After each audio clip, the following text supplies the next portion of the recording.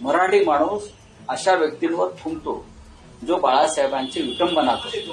एकनाथ शिंदेच्या दसरा मेळाव्यामध्ये रामदास कदमांनी जे आरोप केलेले आहेत त्या आरोपांची बरीच चर्चा होती. बाळासाहेबांचं निधन झालं मात्र हाताचे ठसे घेण्यासाठी 2 दिवस सांगितलं नाही, त्याच्यामध्ये काय तथ्य आहे का?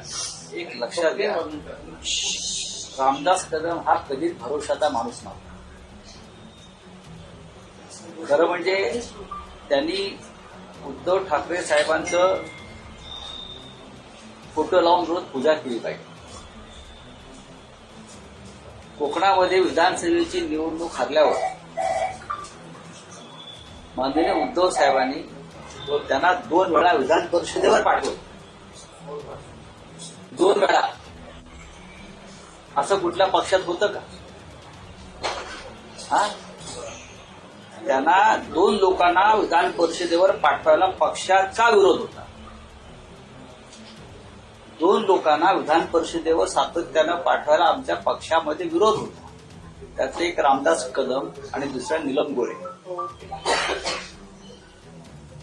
नीलम गोरेंचं पक्षातलं योगदान काय हा कायम प्रश्न विचारला गेला. आणि रामदास कदम यांना इतके वर्ष संधी मिळालेली आहे, आमदार मंत्री, त्यांना वारंवार आपण विधान परिषदेवर ती का पाठवता असा उद्धव ठाकरेंना पक्षातून प्रश्न विचारले गेले. तरीही उद्धव ठाकरे हे एक दयाबुद्धीचे ग्रस्त असल्यामुळे आपले ज्येष्ठ सहकारी आहेत, आम्ही उद्धवजींना की ठीक आहे, तर त्यांनी 2 वेळा त्यांना 12 वर्ष विधान परिषदेवरती पाठवलं. आता अशा माणसाला कृतज्ञ राहायला पाहिजे ठाकरे कुटुंबात. पण आता यांना आता हे गरज ओकतायत. पण मी तुम्हाला अत्यंत जबाबदारीनं सांगतो की हिंदू हृदय सम्राट बाळासाहेब ठाकरे यांची त्यांच्या मृत्यूनंतर जी विटंबना हे लोक करतायत, ही विटंबना आहे. त्याची जबर किंमत रामदास कदम यांच्यासारख्या लोकांना मोजावी लागेल, जबर किंमत मोजावी लागेल. आणि मी हे अत्यंत जबाबदारीनं सांगेन.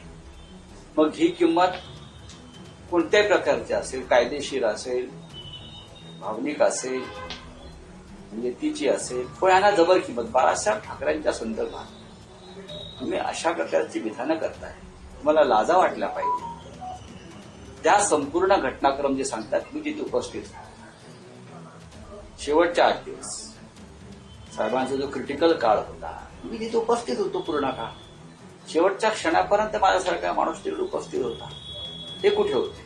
कोणी नव्हते. आम्ही मोजके लोक तिकडे होतो.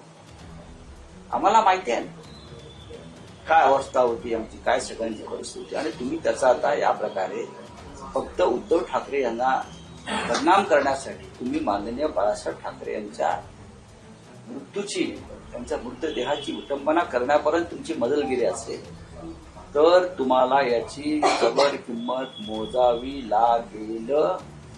12 वाजता आज शिवसेना भवनामध्ये अनिल परब यांची पत्रकार परिषद. ते काय बोलतात ते ऐका.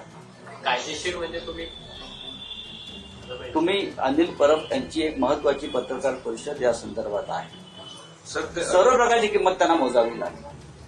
पद आणि पैसा यासाठी एखादी व्यक्ती किती खालच्या पातळीवर जाऊ शकते हे रामदास कदम यांनी दाखवलं.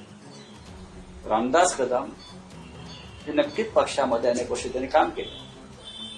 पक्षाने त्यांना दिलंय भरपूर, खास करून उद्धव ठाकरे साहेबांनी दिलंय. उद्धव ठाकरे साहेबांनी दिलंय. विरोधी पक्षनेता पद असेल, मंत्रीपद असेल, नंतर हे त्यांना उद्धव साहेबांनी दिलेली पदक बरीचशी. विधान परिषदेत त्यांच्या नेमणुका असतील, या माननीय उद्धव साहेबांनी दिलेली पद आहे. बाळासाहेबांच्या नंतर जेव्हा सूत्र उद्धवजीकडे गेली, तेव्हा उद्धवजींनी सुद्धा बाळासाहेबांबरोबर या सगळ्या काम करणाऱ्या कार्यकर्त्यांना सन्मानानं वागलं.